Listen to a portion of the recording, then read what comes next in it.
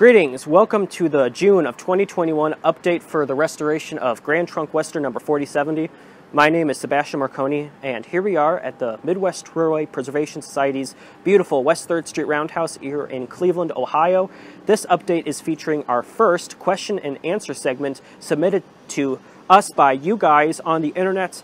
We have submitted and put together formal answers to your questions so you can hear the latest and what's going on with the old girl. So thank you for tuning in, and we hope you enjoy this.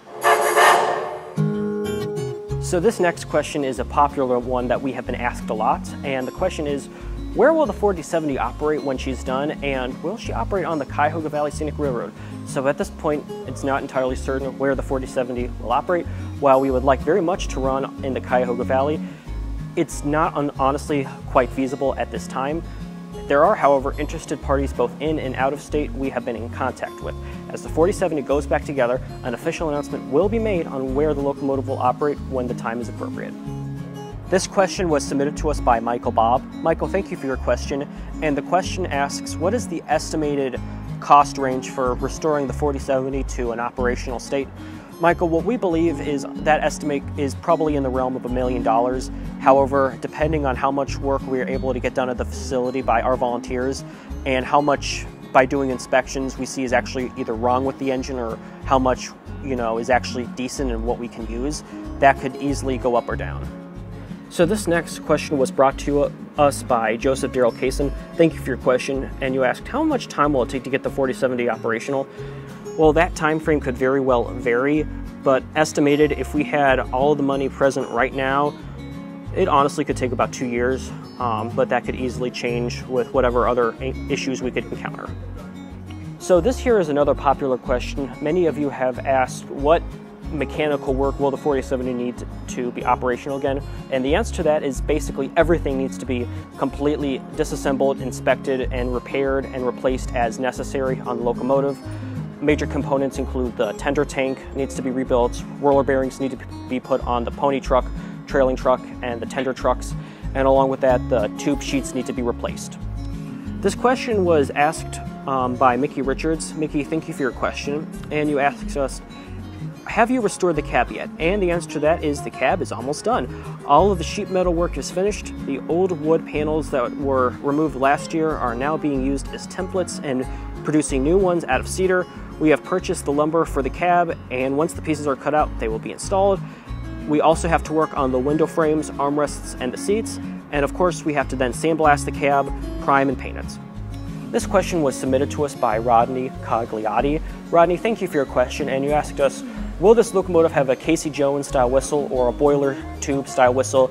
The answer to that is, well, this locomotive is going to use the 5-chime CB&Q whistle that 4070 used when running originally from 1975 to 1990 on the Cuyahoga Valley line. However, if anyone out there has whistles they'd like to see put on the engine, those possibilities are endless. Throughout the month of May, our volunteers have made great progress on a number of projects on the 4070. The main project we were able to accomplish this month was sandblasting the locomotive frame and the area of the crack, which was sustained in an accident back in the 50s. This gives us a much clearer picture of the repairs that will need to be done now, as well as what weld repairs were done initially. It should be noted that Midwest is aware of the comments made on Facebook concerning potential damages caused to the bearings, cylinders, and other components by the sandblasting process recently done to the frame. Our goal is to return the 4070 to like-new condition, and as we mentioned earlier, every part on the engine needs to be inspected, repaired, or replaced. These components already needed heavy repairs or replacement entirely in order for them to be suitable for service. As of now, inspecting and repairing the frame is our top priority in 4070's ongoing restoration. Also in May, we received a radial arm drill press from the Eaton Corporation. Poised to be an important component in our reorganized tool room at the Roundhouse, this machine will be exceptionally helpful for future restoration work. We would like to extend our thanks to the Eaton Corporation for this donation, which will aid greatly in returning the 4070 to steam. Speaking of the tool room, our volunteers have been very busy over the past couple of months reorganizing the space to be a dedicated machine shop.